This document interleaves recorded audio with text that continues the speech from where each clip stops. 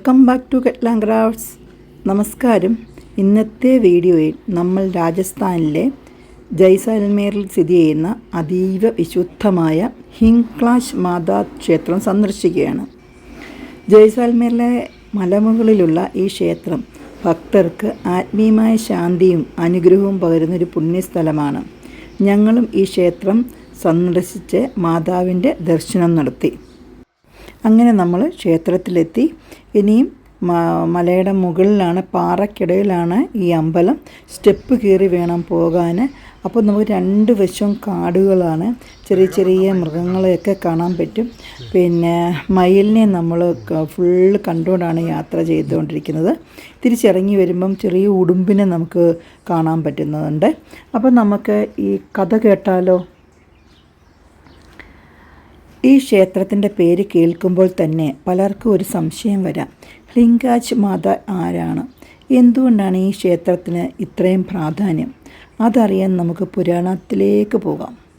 പുരാണപ്രകാരം ദക്ഷയാഗത്തിൽ ശിവഭഗവാനെ അപമാനിച്ചതിൽ ദുഃഖിതയായ സതിദേവി ആത്മാഹൂതി ചെയ്തു.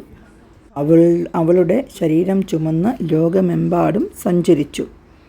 അപ്പോൾ ലോകത്തിൻ്റെ സമുദ്രിതാവസ്ഥ നിലനിർത്താൻ മഹാവിഷ്ണു സുദർശന ചക്രം പ്രയോഗിച്ചു.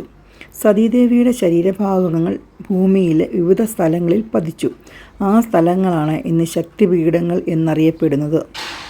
ആ ശക്തിപീഠങ്ങളിൽ അതിപുരാതനവും അതിവിശുദ്ധമായ ഒന്നാണ് ഹിംഗ്ലാജ് ശക്തിപീഠം.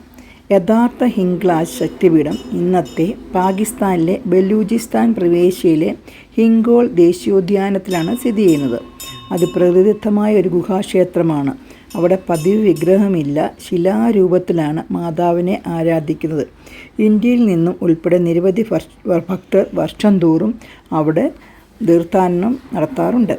എന്നാൽ എല്ലാവർക്കും പാകിസ്ഥാനിലെ ആ ശക്തിപീഠത്തിൽ എത്തിച്ചേരാൻ സാധിക്കണമെന്നില്ല. അതുകൊണ്ട് തന്നെ ഇന്ത്യയിലെ വിവിധ ഭാഗങ്ങളിൽ ഹിംഗ്ലാജ് മാതാവിൻ്റെ ക്ഷേത്രങ്ങൾ സ്ഥാപിക്കപ്പെട്ടു.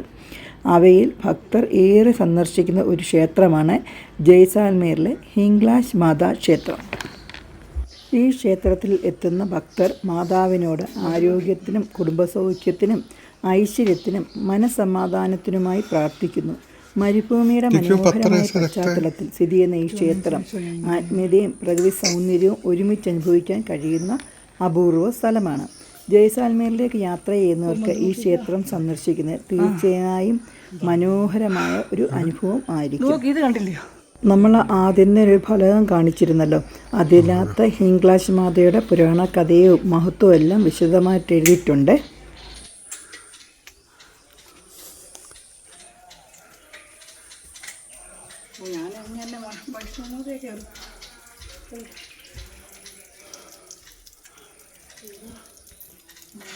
അങ്ങനെ ഞങ്ങൾ മലയുടെ മുകളിലെത്തി.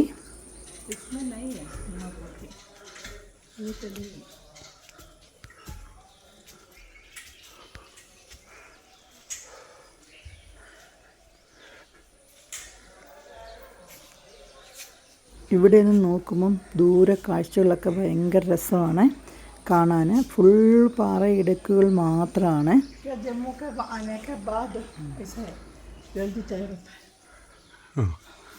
ഇപ്പോൾ ജമ്മുയുടെ കാര്യം പറഞ്ഞതില്ല. അല്ല, ജമ്മുവിൽ യാത്ര ചെയ്തിട്ട് വന്നതിന് ശേഷം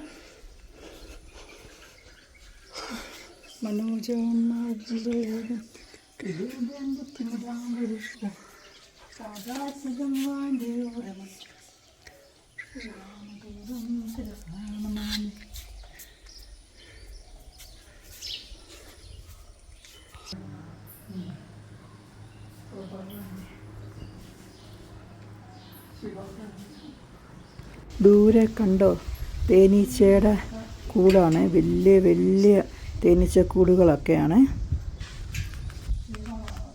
അവർ പറഞ്ഞ് ഈ കാടുകളിൽ മൃഗങ്ങളൊക്കെ ഉണ്ടെന്നാണ് പറയുന്നത്.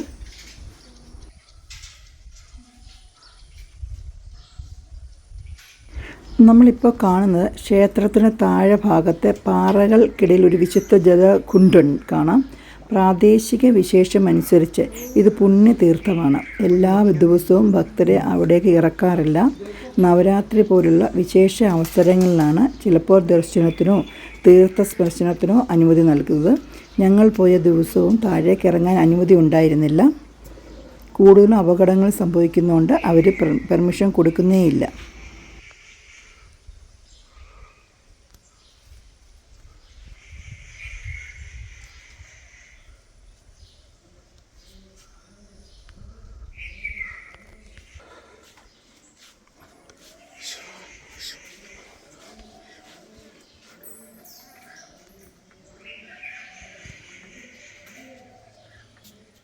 ഇവിടെ വെച്ച് എനിക്കൊരു കാര്യം സംഭവിച്ചു. എന്താണെന്നറിയാമോ? ഞാൻ ഒന്ന് വിളക്ക് കത്തിക്കാമല്ലോ എന്ന് വിചാരിച്ചുകൊണ്ട് കത്തിക്കാൻ വേണ്ടി ഫോൺ സൈഡിൽ വെച്ചു. എന്നിട്ട് എല്ലാം കഴിഞ്ഞ് താഴെ ഇറങ്ങി നോക്കിയപ്പോഴാണ് ഫോൺ കാണുന്നില്ല. പിന്നെ തിരിച്ച് നമ്മുടെ ഡ്രൈവർ പയ്യൻ കയറി എടുത്തു തരുമായിരുന്നു. ഇല്ലായിരുന്നെങ്കിൽ അത് പോയതേ. അങ്ങനൊരു കാര്യം നടന്നു.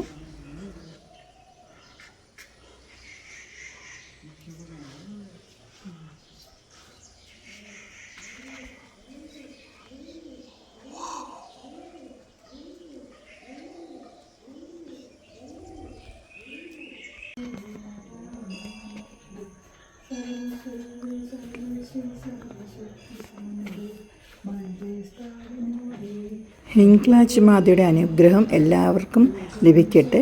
വീഡിയോ ഇഷ്ടമായെങ്കിൽ ലൈക്ക് ചെയ്യാനും ഷെയർ ചെയ്യാനും ഇത്തരത്തിലുള്ള യാത്രാവിശേഷങ്ങളും ക്ഷേത്രവിശേഷങ്ങളും കാണാൻ kettle and craft channel subscribe ചെയ്യാൻ മറക്കരുതേ.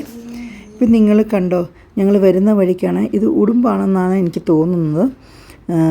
പിന്നെ എന്താണെന്നുള്ളത് ശരിക്കും കറക്റ്റായിട്ട് കിട്ടിയില്ല. അത് കാട്ടിലോട്ടങ്ങ് കയറിപ്പോയി.